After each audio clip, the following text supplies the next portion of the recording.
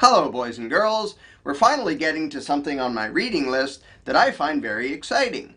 I will be reading this to you because of Newsweek's recent article lamenting how those crazy conspiracy theories are messing up responsible policies, and all the kooky wackos out there believing this stuff is just making the national discourse ridiculous. In light of that, I would like to read from the documents from Operation Northwoods, which were recently declassified.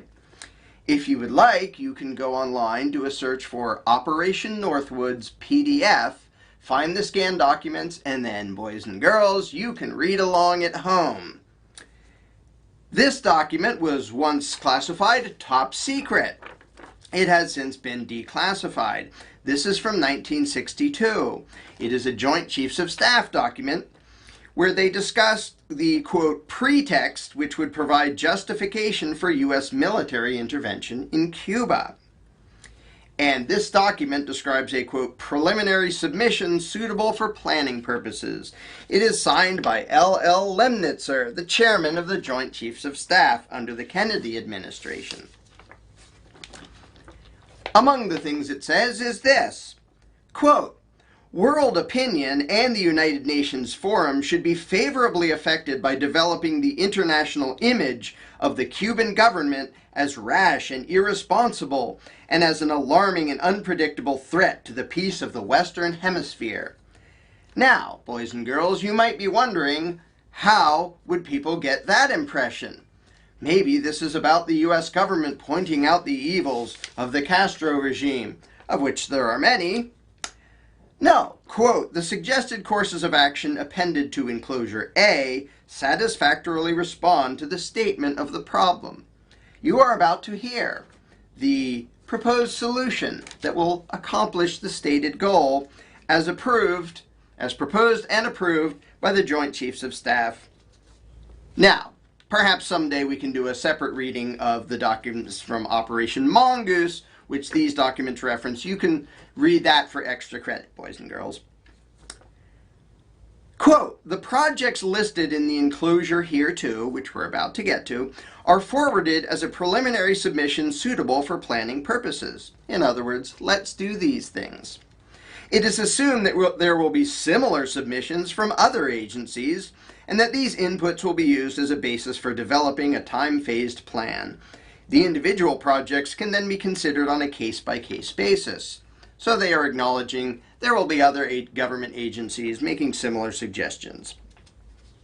The desired resultant from the execution of this plan would be to place the United States in the apparent position of suffering defensible grievances from a rash and irresponsible government of Cuba, and to develop an international image of a Cuban threat to peace in the Western Hemisphere. Golly, boys and girls, how do you think they're going to create that image? Since it would seem desirable to use legitimate provocation as the basis for U.S. military intervention in Cuba, a cover and deception plan could be executed as an initial effort to provoke Cuban reactions. That's pretty bad, boys and girls. We're going to start a fight to make the other guy look bad? That sounds bad. Harassment plus deceptive actions to convince the Cubans of imminent invasion would be emphasized. Our military posture throughout execution of the plan will allow a rapid change from exercise to intervention if Cuban response justifies. Number 2. A series of well-coordinated incidents will be planned to take place in and around Guantanamo to give genuine appearance of being done by hostile Cuban forces. That's called false flag operations, boys and girls, where you commit unjust acts and then blame it on somebody else. Incidents to establish a credible attack include the following. Start rumors, many, use clandestine radio. Land friendly Cubans in uniform over the fence to stage attack on base in Guantanamo. Capture Cuban friendly saboteurs inside the base. Start riots near the base main gate. Friendly Cubans starting those riots. 5. Blow up ammunition inside the base. Start fires. 6. burn aircraft on airbase, parentheses, sabotage. 7. Lob mortar shells from outside of base into base, some damage to installations. 8. Capture assault teams approaching from the sea or vicinity of Guantanamo City. 9. Capture militia group which storms the base. 10. Sabotage ship and harbor, large fires, naphthalene. 11. Sink ship near harbor entrance. Conduct funerals for mock victims. United States would respond by executing offensive operations to secure water and power supplies, destroying artillery and mortar emplacements which threaten the base. C. Commence large-scale United States military operations. Do you understand, boys and girls? This is the U.S. government planning to carry out false flag attacks in order to justify a prolonged military action which would cost lots of lives of soldiers and civilians on both sides for years to come. Number 3. A Remember the Maine incident could be arranged in several forms. Now, boys and girls, for extra credit, you can look up the USS Maine, which these documents are essentially admitting was sunk by the United States government. They sunk their own ship in order to get public support for military action against Cuba. So let me back up. A Remember the Maine incident could be arranged in several forms. Quote, we could blow up a U.S. ship in Guantanamo Bay and blame Cuba. Newsweek, you listening? We could blow up a U.S. ship in Guantanamo Bay and blame Cuba, quote, end quote, U.S. Joint Chiefs of Staff. B. We could blow up a drone, unmanned vessel anywhere in the Cuban waters. We could arrange to cause such incident in the vicinity of Havana or Santiago as a spectacular result of a Cuban attack from the air or sea, or both. The presence of Cuban planes or ships merely investigating the intent of the vessel could be fairly compelling evidence that the ship was taken under attack.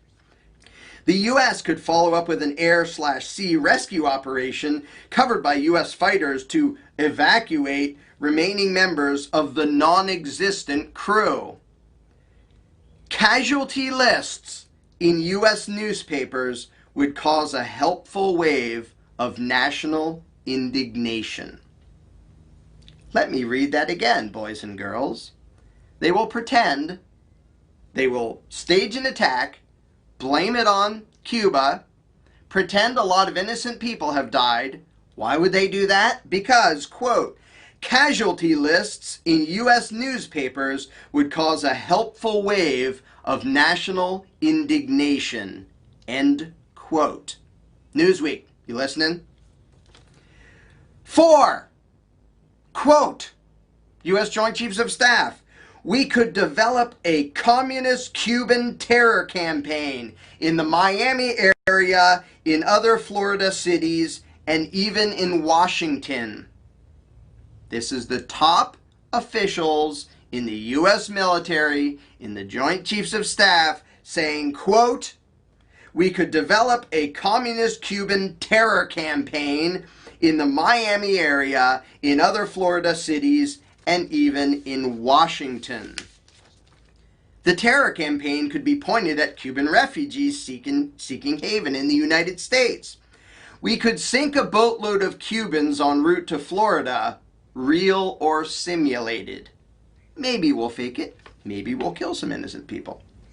We could foster attempts on lives of Cuban refugees in the United States, even to the extent of wounding in instances to be widely publicized, to get that helpful wave of national indignation, no doubt. Exploding a few plastic bombs in carefully chosen spots, the arrest of Cuban agents and the release of prepared documents substantiating Cuban involvement, that would be forged documents, also would be helpful in projecting the idea of an irresponsible government, meaning of Cuba. And it goes on in detail. Another item it mentions is use of MiG-type aircraft by U.S. pilots could provide additional provocation. An F-86 properly painted would convince air passengers that they saw a Cuban MiG. 7. Hijacking attempts against civil air and surface craft should appear to continue as harassing measures condoned by the government of Cuba. Hijacking attempts against civil air and surface craft should appear to continue as harassing measures condoned by the government of Cuba. It is possible to create an incident which will demonstrate convincingly that a Cuban aircraft has attacked and shot down a chartered civil airliner en route from the United States to Jamaica, Guatemala, Panama, or Venezuela. The passengers could be a group of college students off on a holiday, or any group of persons with a common interest to support chartering a non-scheduled flight. And it goes into detail. Here are some of the details so you get the flavor of it. An aircraft at Eglin Air Force Base would be painted and numbered as an exact duplicate for a civil registered aircraft belonging to a CIA proprietary organization in the Miami area.